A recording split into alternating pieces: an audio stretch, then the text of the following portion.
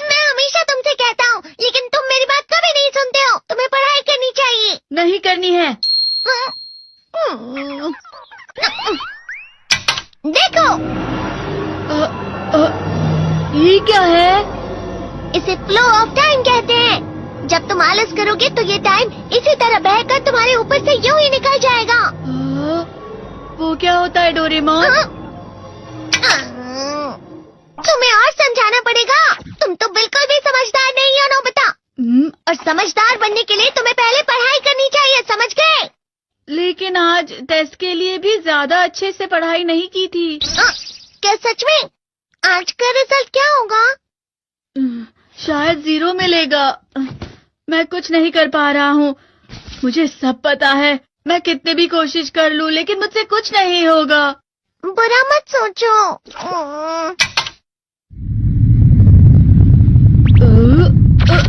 ये क्या है? इससे तुम्हें पता लगेगा कि तुम कितना नेगेटिव सोचते हो। और ये कौन सा गैजेट है? ये है embodiment mirror. Flow of time की तरह या नेगेटिव इंसान की तरह इस गैजेट में कुछ शब्दों के एक्सप्रेशंस भरे हुए हैं, जिसे तुम गैजेट की मदद से देख सकते हो। तुमने जो भी कहा मुझे कुछ समझ नहीं आया।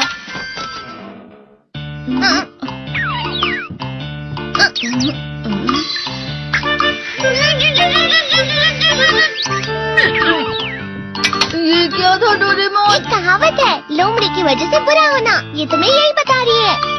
ये तो मजेदार है। मुझे और ट्राई करना है। ये खिलौना नहीं है नोबिता। मैंने निकाला था तुम्हें चीजें दिखाने के लिए। रुक जाओ। मैं इससे बहुत सी चीजें कर सकता हूँ। इसका स्विच ऑन कर देता हूँ। तुम फिर से खेलने जा रहे हो? हाँ, मैं जा रहा हूँ मॉम। तुम पढ़ाई नहीं कर रही हो। मुझे बस इस साल के रिजल्ट का इंतजार है। दुख हुआ, मुझे बहुत दुख हुआ। मेरे कानों को बहुत ज्यादा दुख हुआ। इसका मतलब है कि उसके कान खराब होते हैं।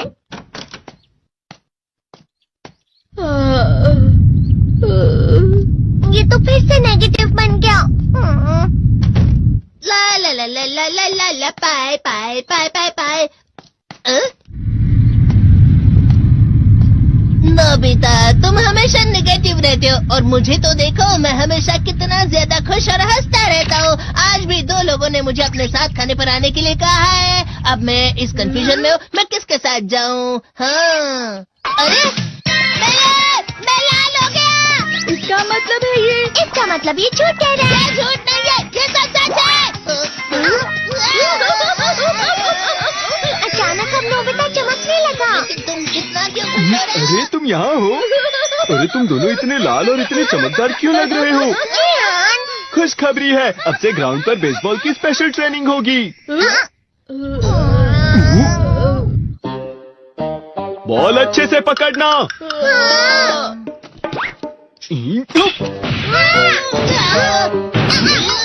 तुम सब क्या कर रहे हो? अच्छे से पकड़ो। ये वाकई सब बेकार है। मैं इतनी तेज बॉल नहीं पकड़ सकता हूँ।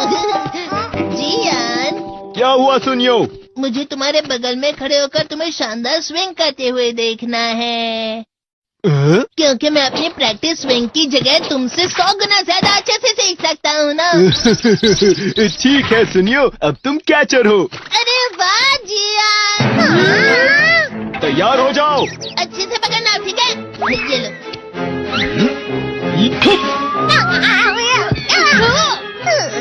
क्या कर रहे हो? बॉल सही से पकड़ो। सही से पकड़ो ना, सही से पकड़ो। जियान, तुम वाकई किसी भी खिलाड़ी से कम नहीं हो। क्या सच में सुनियो? हाँ, मैं सच कह रहा हूँ। तुम बड़े बड़े मैच भी खेल सकते हो, मस्का लगाओ। चलो भी सुनियो, मुझे अब शर्म आ रही है। हाँ, वाकई बेसबॉल में किसी भी मैच में कभी भी कोई मुझसे जीत ही नहीं सकता है। जियान तो पिघल गया और बेवकूफ बन गया। हाँ, खिलाड़ी। सुनियो से क्या कह रहा होगा? वो जरूर उसे मस्का लगा रहा होगा। मस्का? तुम जैसे नासमझ से निपटना बहुत आसान होता है। जब तुम किसी से झूठ बोलते हो और वो खुश हो जाते हैं, तो उसे मस्का लगाना कहते हैं नोबिता। तुमने मुझसे झूठ कहा? अरे वाह जियान, तुम तो ना। यो, मेरा दोस्त अब आगे जाकर बड़े बड़े मैच खेलने वाला है। ये देखकर मैं बहुत खुश हूँ। तुम इतना मस्का क्यों लगा रहे हो? अरे नहीं जियान, मैं तो सच में पूरे मन से तुम्हारी इतनी अच्छी अच्छी तारीफ कर रहा हूँ। हाँ। लेकिन तुम लाल हो रहे हो। तुम झूठ कह रहे हो। नियो, मेरा मजाक उड़ाने की तुम्हारी हिम्मत कैसे हुई? ये तो बहुत मजेदार गैजेट है। अरे हाँ, मैं अभी जाके ये गैजेट शिजुका को भी दिखाता हूँ। जी तो फिर से चमकने लगा।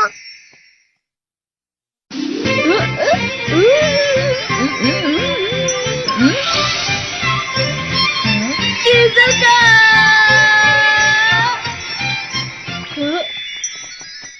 देखी सुकी, लगता नहीं कि आज के टेस्ट में मेरे 90 मार्क्स आ पाएंगे। देखी सोगी तुम्हारे तो पूरे मार्क्स आएंगे ना? मैं कोशिश तो पूरी करता हूँ, लेकिन मुझे भी तुम्हारी तरह हमेशा फुल मार्क्स चाहिए। ऐसा मत कहो शिजुका।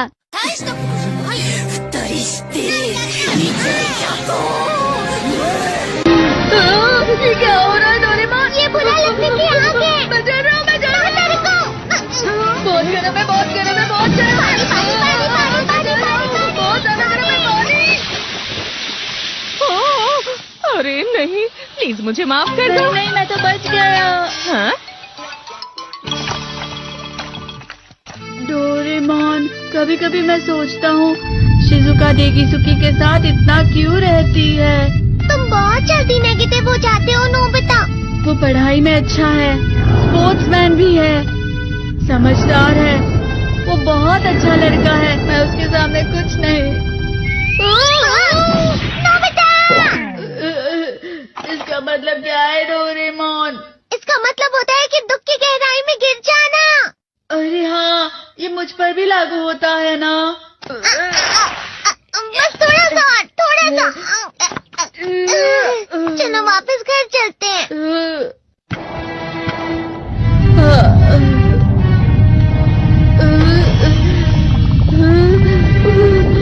पता नहीं, मेरा शरीर बहुत भारी हो गया है। हमारा शरीर भारी नहीं होता, हमारा मन भारी हो जाता है। अरे हाँ, इसे कहते हैं मन का भारी होना। और जिस तरह से मैं चल रहा हूँ उसे कहते हैं कांटों भरा रास्ता।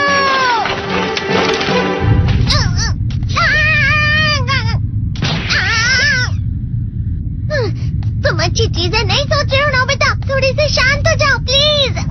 तुम्हें अच्छी चीजों के बारे में सोचना होगा। मैं नहीं सोच पा रहा, पूरी दुनिया अंधेरे में है। नोबिता चलो। मुझे अकेला छोड़ दो। लेकिन अगर तुम कभी भी मेरी बात नहीं समझते, चले जाओ डोरेमोन। पर नोबिता। कोई भी मुझे नहीं समझता। मुझे ऐसा लगता है जैसे मैं बहुत ज्यादा अकेला हूँ, मैं सबसे दुखी इंसान हूँ। रुक जाओ, तुम वाकई बहुत दुखी होने वाले हो नोबिता, रुक जाओ। ये क्या कर रहे हो डोरेमोन? रुक जाओ। मैं तुम्हें ऐसे ही छोड़ नहीं सकता नोबिता। तुम लोग यहाँ सुबह के वक्त इतने अंधेरे में शोर क्यों कर रहे हो? सर आप? ये तो नोबिता की आवाज है। अच्छी बात है, तुमसे बात करनी थी। मेरा रिजल्ट अच्छा नहीं, इसलिए आप मुझे डांटने आए हैं ना? क्यों डांटूंगा? तुम जानते हो तुम्हें कितने मार्क्स मिले हैं? पता नहीं, लेकिन मुझे हमेशा जो सही जवाब लगता है वो आखिर में गलत ही निकलता है। लेकिन तुमने इस बार ज्यादा गलतियां नहीं की हैं। तुम्हें मिले हैं 65 मार्क्स। तुम कभी कभी तो अच्छी पढ़ाई करते हो। 65 मार्क्स?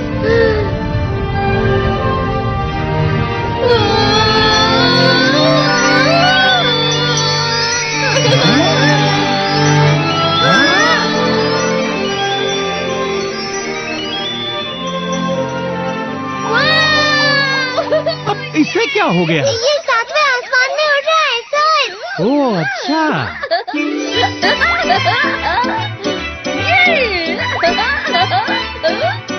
इसे कहते हैं खुशी में चला। हाँ मैं जानता हूँ। हाँ, ये प्लम का फूल है। ये तो वो तो दिख रहा है। और यहाँ भी है। हाँ, ये अच्छा लग रहा है। हवा? क्या हवा? मुझे कल से कुछ अलग लग रहा है।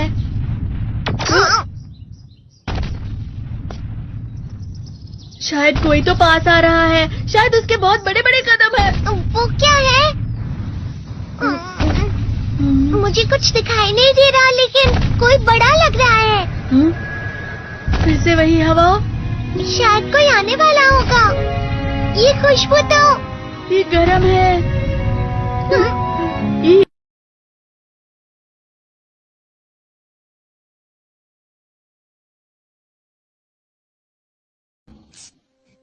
Hello and welcome again.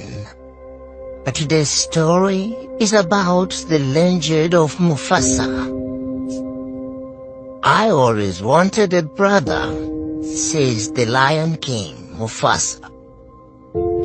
Long ago, in the vast and sunlit plains of the Pride Lands, there lived a lion named Mufasa, whose story was whispered by the winds and carried by the rivers.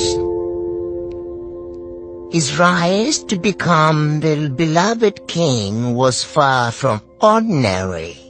Today, the story is told to young cubs passed from one generation to another. Under the shades of towering baobab tree, an old hare named Rafiki sat before a curious audience of cubs, with the little Kiara, the daughter of Mala and Dala, sitting closest to him. "Tell us the story, Rafiki," Kiara said eagerly, her eyes wide and open with excitement. Rafiki smiled. "Ah, little one, today I'll tell you the tale of Mufasa, the lion who was born with nothing but became a king. But to understand his story, we must go back, far back, to when he was just a cub. Once in a distant part of the Pride Lands, a fierce storm raged. Thunder roared, lightning split the skies, and rain poured in torrents. Alone in a cave, shivering and frightened, was a small lion cub named Mufasa.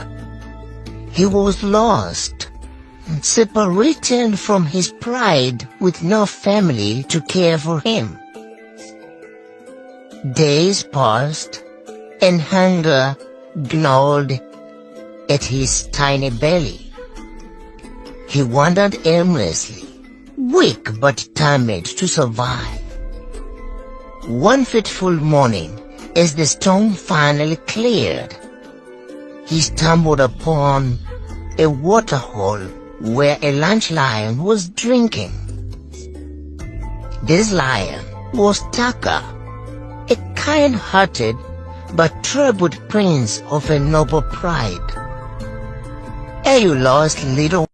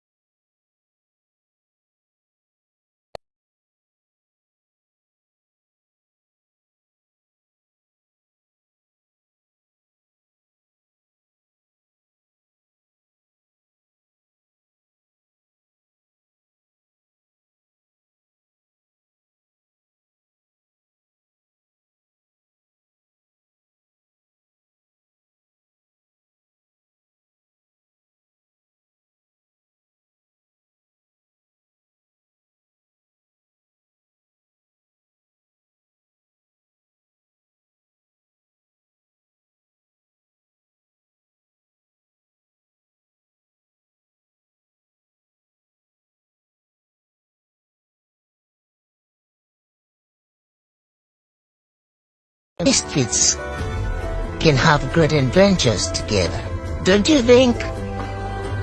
Mufasa smiled. He had never known what it was like to have a family. But with Taka, Timon and Pumbaa, he finally felt like he belonged. Together they roamed the Pride Lands, learning about the world and their place in it. But the journey wasn't without danger. One night, as they're resting under the stars, they heard a rustling in the tall grass. Out of the shadows emerged a fearsome foe, Kivuli, a rogue lion with eyes as cold as the night and the heart filled with hatred. Kivuli had long sought to claim the Pride Lands for himself, and he saw Taka and Mufasa as threats to his ambitions. "Leave this land," Kivuli growled, his voice low and menacing, "or face the wrath of my claws." Taka stepped forward, his men bristling with determination. "We will not run. These lands belong to all who live here." A tense standoff ensued. Timon and Pumbaa, both small, stood bravely beside their friends. Kivuli sneered but did not attack. Instead, he disappeared into the shadows, vowed to return. As they continued their journey, the group faced many challenges: hunger, treacherous terrain, and moments of doubt. There were times when tempers flared and their board was tested. One day Timon complained, "Where do we keep moving? Why not settle somewhere safe?" Taka replied calmly, "Because our destiny isn't to hide. It's to find where we truly belong." Mufasa listened closely, learning from Taka.